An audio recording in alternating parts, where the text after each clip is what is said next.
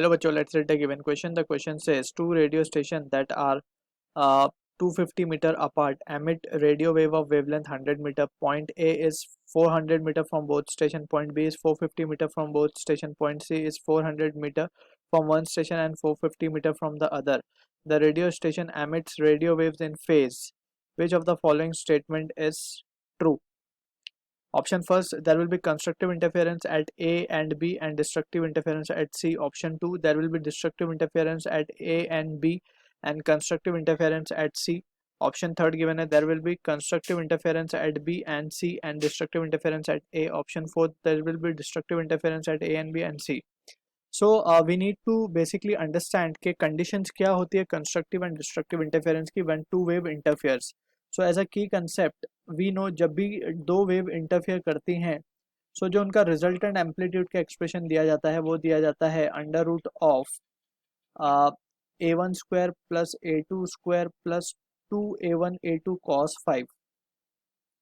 अब phi यहाँ पे phase difference है between the two wave, right? अब यहीं से वी कैन सी ये जो फैक्टर है फाई का यही डिसाइड करता है कि whether the resultant is coming out to be maximum और मिनिमम, यानी कि कंस्ट्रक्टिव इंटरफेरेंस होगा या डिस्ट्रक्टिव इंटरफेरेंस होगा. सो सबसे पहले अगर हम बात करें कंस्ट्रक्टिव के केस के लिए, सो कंस्ट्रक्टिव के केस के लिए वी शुड से कि कॉस फाई की value should be coming out to be 1 आनी चाहिए. और ये 1 कब आएगी? जब फाई की वैल्यू इवन मल्टीपल हो पाएगा, यानी कि it can be 0 where n is equals to 0, 1, 2, 3 and so on, right? So यहाँ पे हर वैल्यू पे हमें इवन वैल्यू देगा. सो इसको अगर वी कैन राइट, सो ये हमें मिल गई फेज डिफरेंस की value, right? So phase difference should be the even multiple of pi, right? अब वी नो के फेज डिफरेंस को हम क्या लिख सकते हैं? 2 pi by lambda into path difference, right? So from here हम क्या लिख पाएंगे कि पाथ डिफरेंस क्या आना चाहिए? Path difference should be equals to, यहाँ पे हम 2n पाई रखेंगे तो 2 pi cancel and it will be coming out to be n lambda, right? यानी कि इंटीग्रल मल्टीपल ऑफ लैम्डा, या फिर हम इसको इस तरीके से भी लिख सकते हैं कि even multiple of lambda by 2, right? So this can also be the case. So ये कंडीशन है, अगर पार्ट डिफरेंस का मल्टीपल हमें मिलता है so we can say there will be constructive interference. Similarly destructive के लिए भी हम केस डेवलप कर लेते हैं. डिस्ट्रक्टिव के लिए हम क्या पता चलना चाहिए कि cos फाई की वैल्यू क्या आनी चाहिए? 0, राइट? एंड 0 कब आएगी ये value? When it is a odd multiple of pi by 2, यानी कि we can say it has to be odd. के लिए हम लिखेंगे 2n plus 1 पाई by 2 where n is from 0, 1, 2 and so on, right? So ये odd multiple of pi by 2 पे हमें क्या मिलेगा? We will be getting this value has to be, सबसे पहली वैल्यू cos 0 की कब मिलती है? जब n 0 हो जाएगा, यानी कि पाई बाई 2 पे. फिर दूसरी वैल्यू हमें मिलेगी व्हेन n इज 1, यानी कि 3 pi by 2, 5 pi by 2 and so on. तो इसको भी अब अगर हम जनरलाइज कर दें तो पाथ डिफरेंस हमें क्या मिल जाएगा? Path difference comes out to be 2n plus 1 lambda by 2.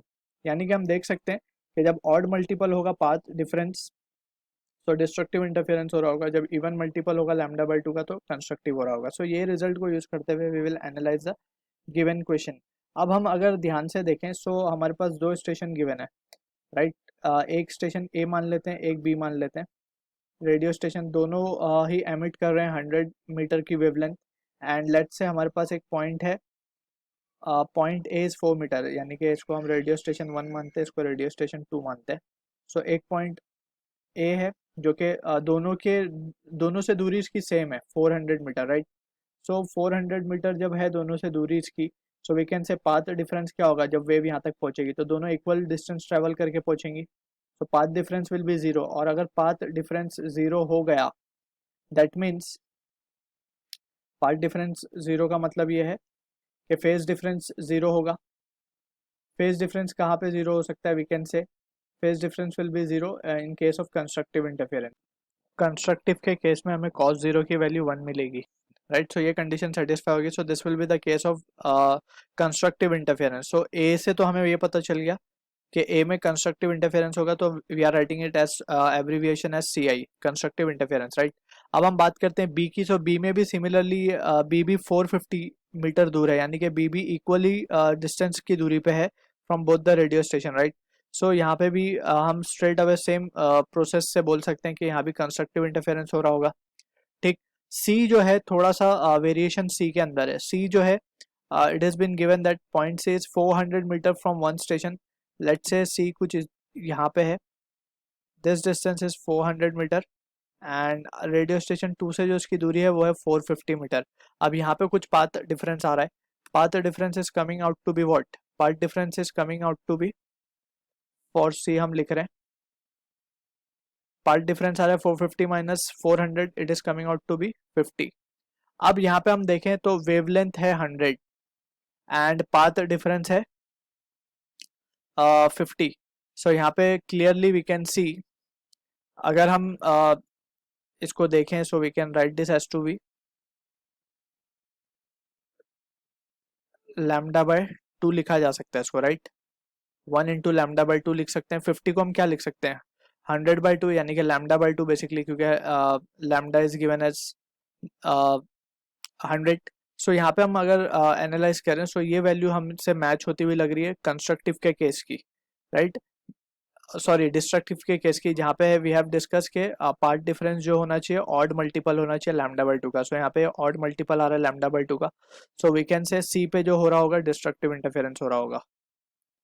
सो यहाँ से अगर हम ऑप्शंस को देखें so A option A is the correct answer to the question. There will be constructive interference at A and B and destructive at C.